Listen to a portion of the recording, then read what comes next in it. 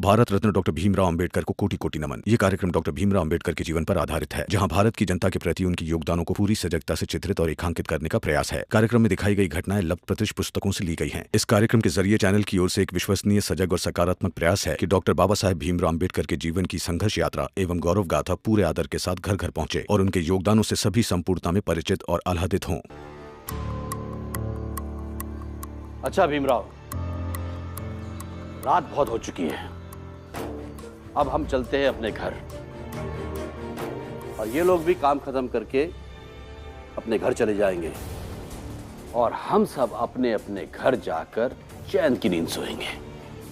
लेकिन आज हमने तुम्हारे जिन हितैषियों को भगाया है, जो चौल में है, वो आज रात सब डरे रहेंगे, जागे रहेंगे और यही तो हम चाहते हैं कि तुम सब छोटी जात वालों की आंखों में डर भरा हो। अब हम चलते हैं, इस पे नजर रखना।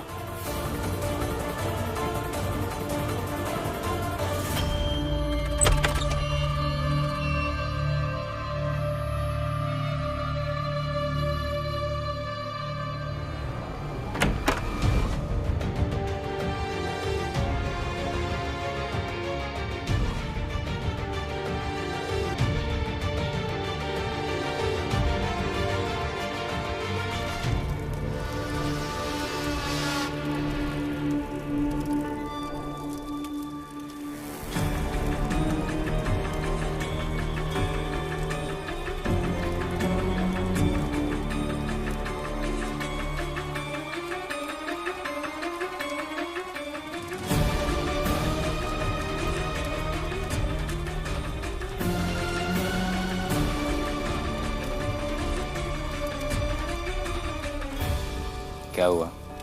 इतनी रात में ये क्या कर रहा? क्या चिंता हो गई?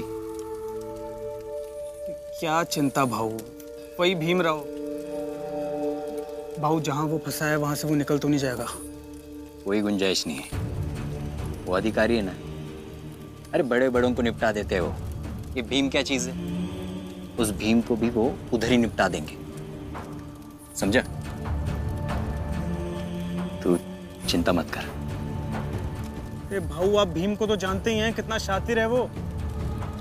जहां रास्ते बंद हो जाते हैं ना, वहां से वो रास्ता निकाल लेता है। अरे भाऊ, वो बहुत तेज है। महिपाल, ये क्या हो गया तुझे? होश में तो है ना तू? अरे ये कैसी बहकी बहकी बातें कर रहा है बेवकूफ। जब इंसान का खुद का दिल दिमाग दुश्मन की तारीफ करे ना, समझ लेना कि अपनी हार निश्चित है। बाबा, आपकी सारी बातें ठीक हैं। मैं मानता हूं जिस हालात में वो है वहां 100 में से 100 खत्म हो जाते हैं, मगर वो भीमराव है। जहां नाश दिखता है ना बाबा, वहां से वो खड़ा होता है। फिर चाहे कोई जितने भी पहरे लगा ले, वो भीमराव कहीं ना कहीं से रास्ता ढूंढ ही लेता है। और बाबा, पता भी नहीं चलता कि उसने वो रास्ता सोचा कैसे। कहीं ऐसा ना हो कि फिर से वो रास्ता निकाल ले।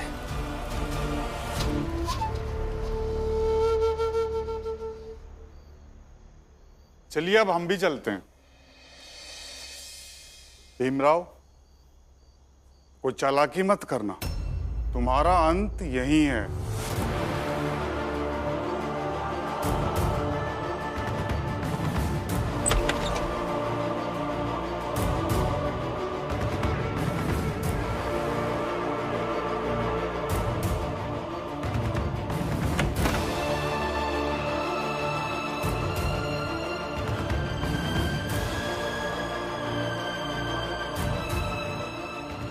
रमा, बाला भैया वहां होंगे, ये मुझे कैसे पता चलेगा?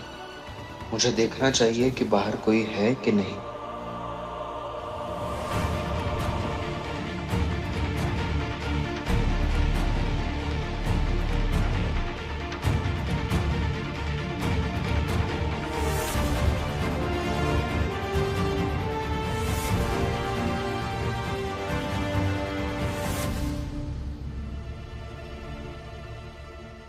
समझ में नहीं आ रहा है कि क्या करें। इन सैनिकों ने तो अंदर जाने से भी मना किया। अब हम उनकी मदद कैसे करेंगे? हाँ रमा, भीम की जगह अगर मैं होता तो कोई ना कोई रास्ता ढूंढ के अब तक यहाँ से भाग गया होता। भीम को तो हम सब जानते हैं, वो ऐसे बिल्कुल नहीं करेगा।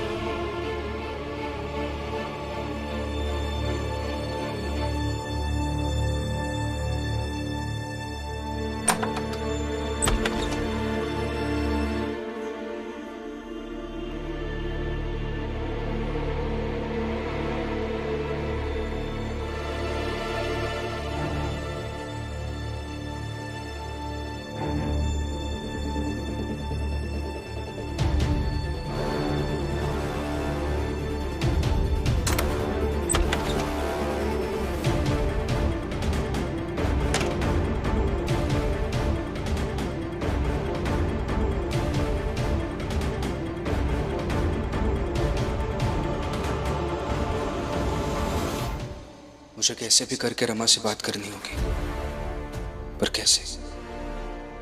इन सैनिकों के होते हुए मैं कुछ नहीं कर पाऊंगा।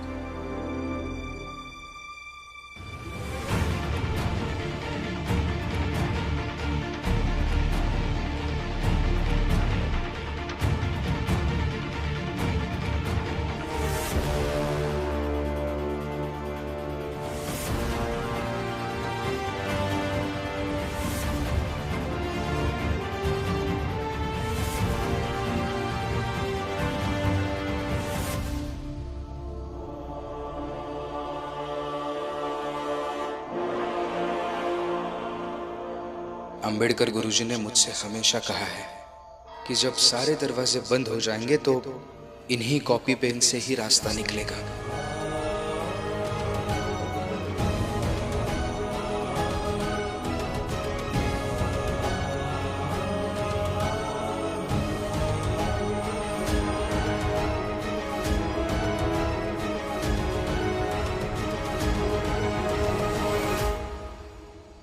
भैया, मैं जाकर उनसे बात करूं क्या?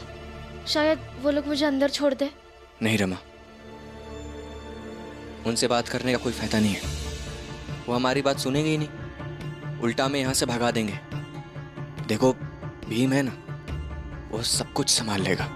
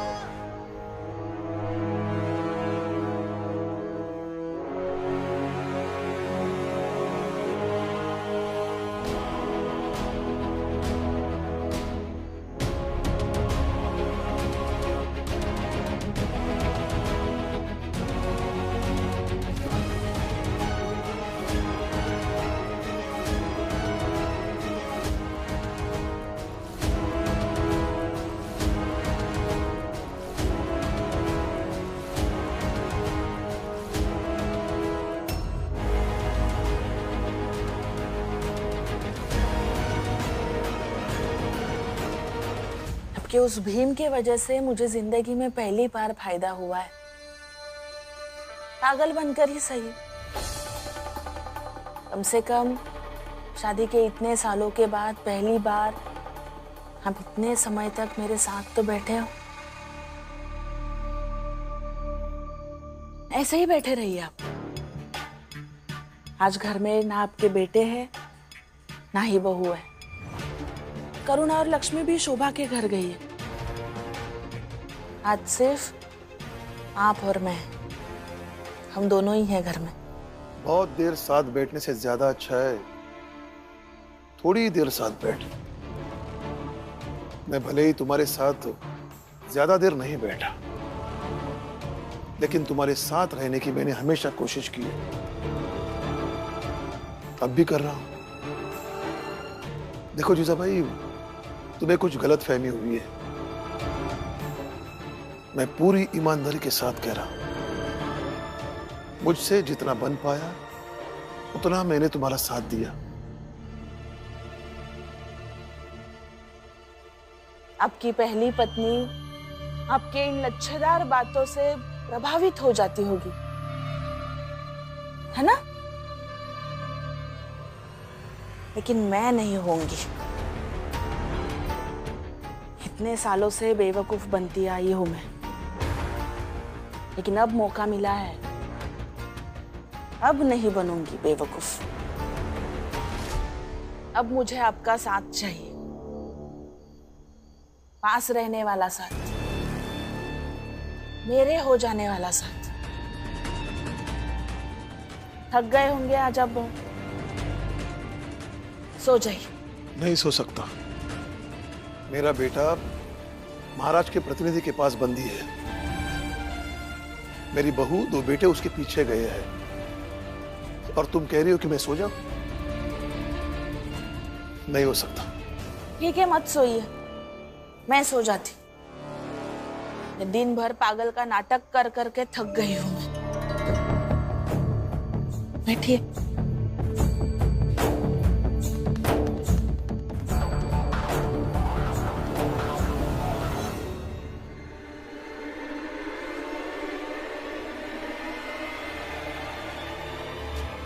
ये तुम क्या कर रही हो? जीजा भाई, मुझे जवाब दो। आपका भरोसा नहीं है। आपके बहू और बेटों के पीछे पीछे आप भी मुझे छोड़कर चले जाएंगे। वैसे भी गठबंधन हुआ नहीं था हमारा। आपने ये बंधन खोला तो मैं जान जाऊंगी। इसी बंधन का जिंदगी भर इंतजार किया था मैंने। सो जाइए।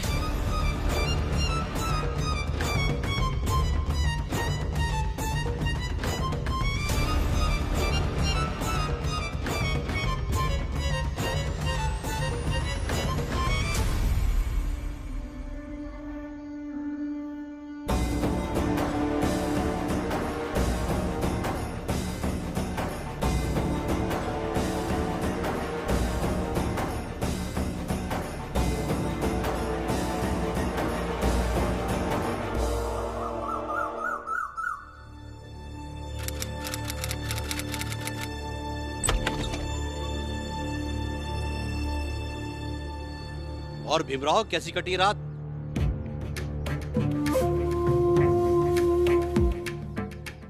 ये कॉपी और कलम लेके क्या कर रहे हो? कुछ नहीं, जो करना था कल रात में ही कर लिया। क्या किया? मेरे अंबेडकर गुरुजी हमेशा कहा करते थे, जब सारे दरवाजे बंद हो जाए तब यही कॉपी कलम रास्ता दिखाता है। और यकीन कीजिए, इस बात का मैंने कल प्रत्यक्ष अनुभव किया। पहेलियां मत बुझाओ, जितना पूछ रहे उतना बताओ। क्या किया रात में? हम बताते हैं।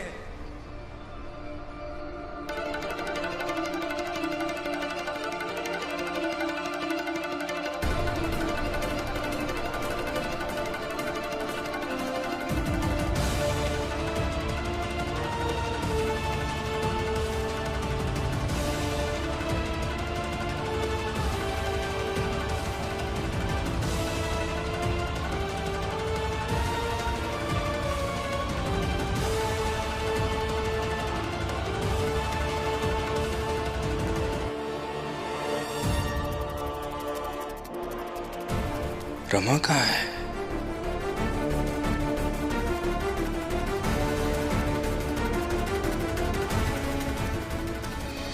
कौन हो तुम सब? ये सब सत्यशोधक समाज के लोग हैं जो ज्योतिबा फुले जी की संस्था है। सर, आप रमा को, आनंद भैया को, बाला भैया को यहाँ से हटा सकते हैं, लेकिन इतने सारे लोगों को यहाँ से कैसे हटाएंगे? और हम यहाँ से नहीं जाएंगे। हमारी संस्था का एक प्रतिनिधि भीमराव की पत्नी रमा और भीमराव के भैया आनंद बड़ौदा गए हैं महाराज से मिलकर आपके विषय में बताने कि आप लोगों ने कैसे भीमराव को यहाँ कैद करके रखा हुआ है। रमा सच में गई है?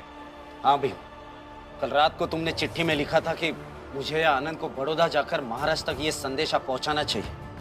बाबा उधर आई की वजह से परेशान है और रमा यहाँ जिद करने लगी। मैं तो जाऊंगी बड़ौदा। नहीं रमा, भीम ने हम दोनों में से किसी को जाने कहा है तो जरूर कुछ सोच के कहा होगा। हम चले जाएंगे। नहीं भैया, मैं जाऊंगी। और मेरे पति के लड़ाई में मैं सिर्फ दर्शक नहीं हो सकती। और फिर आज नहीं तो कल मेरे पति जब कहीं चले जाएंगे तो मुझे तो उनकी लड़ाई लड़नी ही होगी ना। इसलिए इस लड़ाई की तैयारी करने दीजिए मुझे। मेरा आनंद भैया बड़ौदा जाता है, आप ज्योतिबा फुले जी की संस्था के पास जाइए और उनसे मदद मांगे। फिर वो दोनों चले गए। देखिए सर, मैं अभी भी आपसे यही कह रहा हूँ कि मुझे आज़ाद कर दीजिए। मैंने ऐसा क्या अपराध किया है? सयाजी महाराज के पास काम करने वाले तो बहुत सारे लोग होंगे, मगर मेरे परिवार में ऐसे कुछ चुनिंदा लोग ही हैं जिनसे हमारा घर चलता है, और उनमें से एक मैं हूँ। ठीक है, जब तक महाराज का फैसला नहीं आता तब तक हम सब इंतजार करते हैं। और आप लोग धरना दीजिए।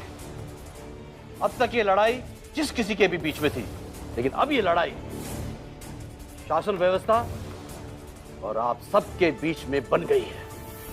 और एक पूरी संगठित शासन व्यवस्था हमेशा मजबूत होती है।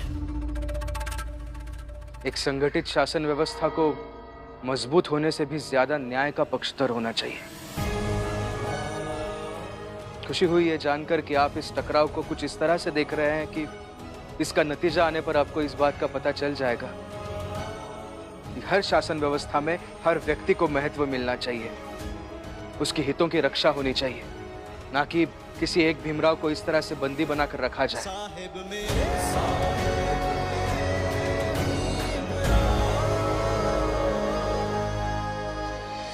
भीमराव सही कह रहा है, ज्योतिबा फुले भी यही कहते थे। हम सब भीमराव के साथ है। ये लड़ाई व्यवस्था और व्यक्ति के बीच में है। अब देखना यह है कि फैसला किसके पक्ष में निकलता है। हम सब भीमराव के साथ है। हम सब भीमराव के साथ है। हम सब भीमराव के साथ है। हम सब भीमराव के साथ है। हम सब भीमराव के साथ है। राम जी, राम जी, अरे बाहर आओ। चिल्ला क्यों रहे हो? क्या हुआ? चुप रहो, तुमको बताने से कोई फायदा नहीं है। राम जी आए तो उसे ही बताऊंगा। राम जी, अरे बाहर आओ। अरे खबर है तुम्हारे लिए, बाहर आओ। राम जी, अरे बाहर आओ।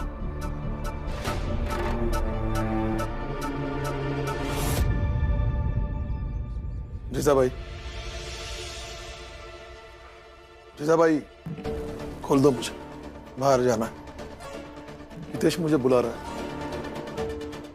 खोल दो।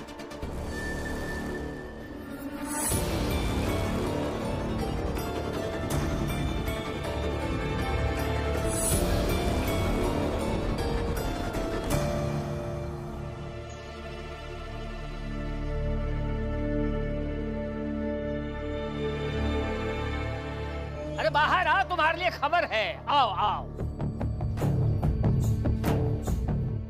आओ।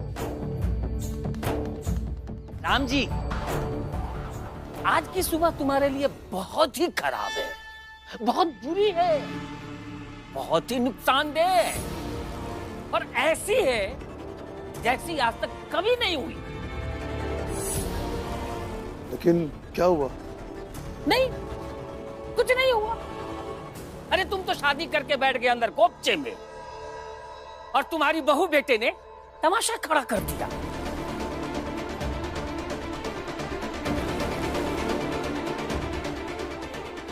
हुआ बताइए ना, किस बहू और किस बेटे की बात कर रहे हैं? अरे वही बेटा जिसको महाराज से छात्रवृत्ति मिली है।